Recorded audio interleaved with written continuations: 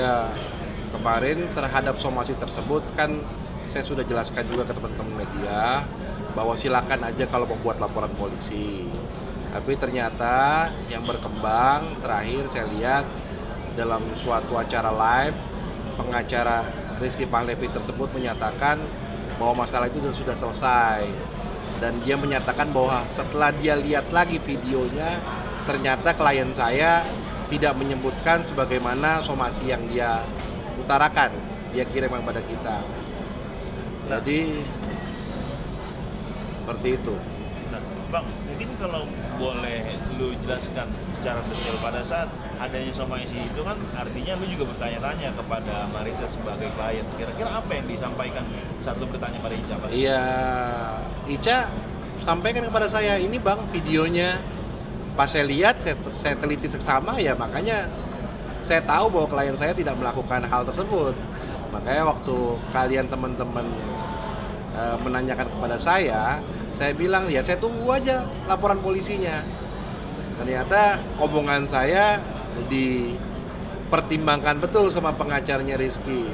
Setelah itu, setelah dia dalami ternyata dia salah melihat atau salah mengutip dari media elektronik lah. Penyampaiannya seperti itu. Nah, Bang, mungkin dari kacamata seorang lawyer nih, Bang, ketika ada case seperti ini, Bang, artinya menurut lu ini adalah wajar kesalahan secara pribadi atau mungkin media cetak yang terlalu banyak mengutip atau memang justru ada keteledoran gitu, Bang, dari Iya, seorang makanya pengacara? ini sebuah kecerobohan sih kalau menurut saya. Ini kecerobohan artinya ketika kita mengutip suatu pernyataan dari berita kan harus dilihat dulu yang menyampaikan siapa, benar apa tidak, ya kan? Berita itu mengutip dari mana, harus dicek dulu sumbernya. Kalau nggak kan jadi malu, jadi presiden buruk buat dia. Artinya setelah sekarang dia pengacara ini keluar kemana-mana, preskon di mana-mana, ternyata sekarang menyatakan bahwa somasinya salah karena berdasarkan kutipan dari media elektronik, ya menurut saya jadi sebuah kecerobohan ya, seorang penasihat hukum senior bisa melakukan hal seperti itu.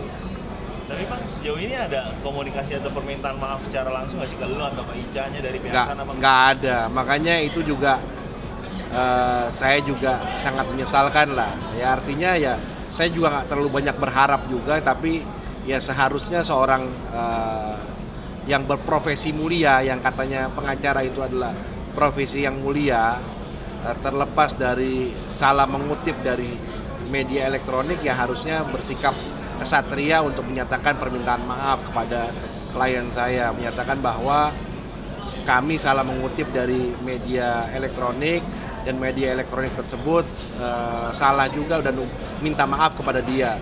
Media aja berani minta maaf ketika salah mengutip, tetapi dia sudah koar-koar di media tapi nggak mau minta maaf pada klien saya. Alasan beliau mengatakan tidak maunya minta maaf karena dia berbicara berdasarkan aspek hukum, Bang, karena landasannya adalah media sosial, sehingga dia tidak mau menyampaikan permintaan maaf. Itu kan alasan yang disampaikan seorang pengacara aja. Aspek hukum ya harus dicek dong kebenarannya seperti apa.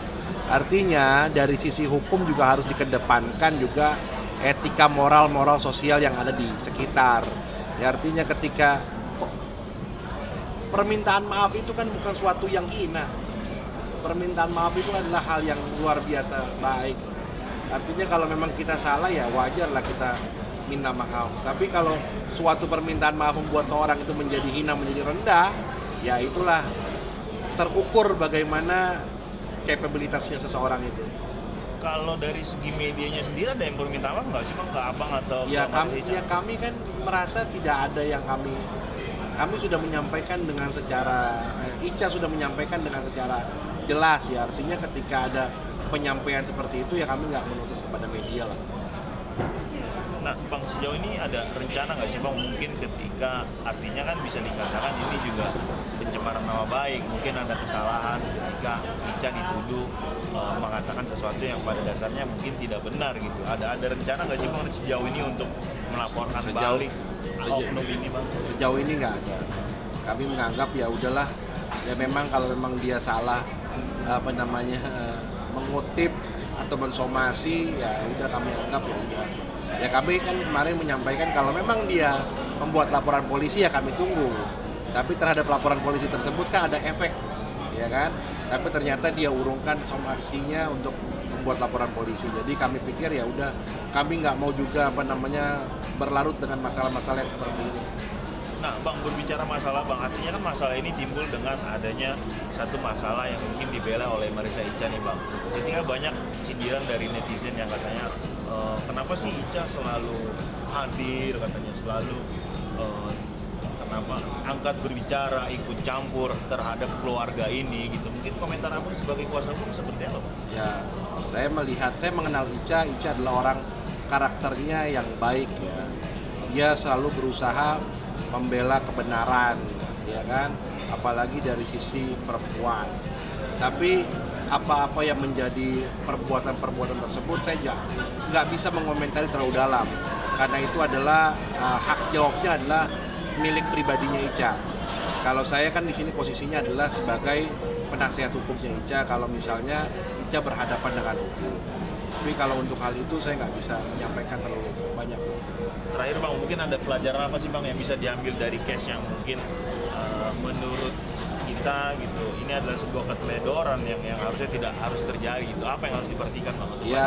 Artinya setiap mau melakukan langkah-langkah hukum tidak harus tidak boleh gegabah, pertama itu. Yang kedua juga tidak juga ketika mensomasi seorang harus disampaikan ke halayak umum, karena itu akan berakibat fatal dan itu akan menjadi suatu rekam jejak lah, karena jejak digital itu kan sangat panjang ya kan, dan terekam.